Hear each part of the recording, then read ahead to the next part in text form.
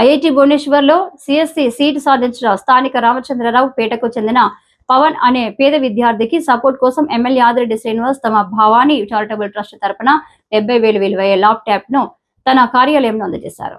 అనంతరం ఆయన మాట్లాడుతూ పేద విద్యార్థులను ఆదుకునే విషయంలో తాము ఎప్పుడూ ముందుంటామన్నారు.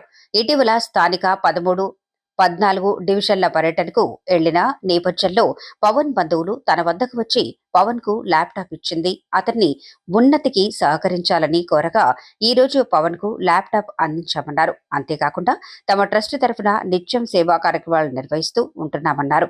పేద విద్యార్థులకు ఫీజులు చెల్లించడం, అభాగ్యులకు వైద్య ఖర్చుల కోసం ఆర్థిక సహకారం అందిస్తున్నామన్నారు. టీడీపీ నాయకులు నక్కాద్, దేవి వరప్రసాద్, అజ్జారపు రమేష్, బత్తుల కిరణ్ బాబు తదితరులు పాల్గొన్నారు.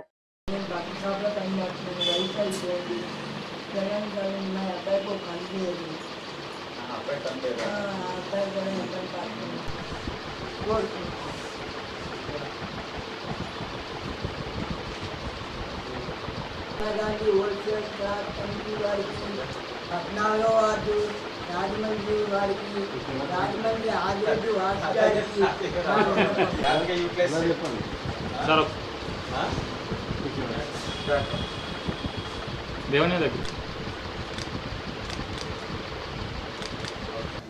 అబ్బాయికి 10th లో 576, ఇంటర్మీడియట్ 980, జేఈ మెయిన్స్ ర్యాంక్ వచ్చి 6155, మరలా జేఈ అడ్వాన్స్ ర్యాంక్ వచ్చి 4955, ఐఐటి భువనేశ్వర్లో సిఎస్సి గ్రూప్ వచ్చింది.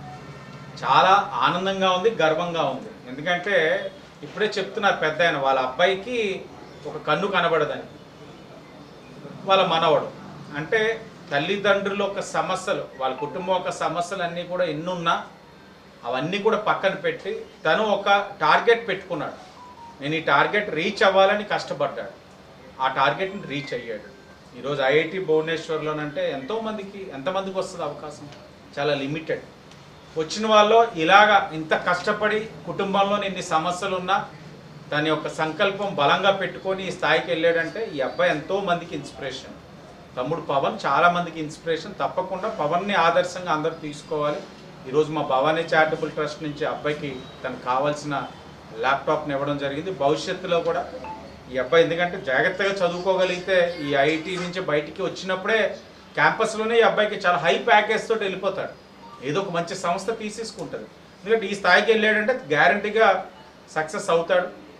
సక్సెస్ అయిందా పవన్ నేను ఏం కోరుతున్నానంటే ఈ ఊరిని గుర్తుపెట్టుకొని ఇలా కష్టపడి చదివేవాళ్ళు నీ వంతు పాత్ర కూడా ఆ అబ్బాయి కూడా సహకరించాలని అబ్బాయిని కోరుకుంటూ అందరికీ ధన్యవాదాలు.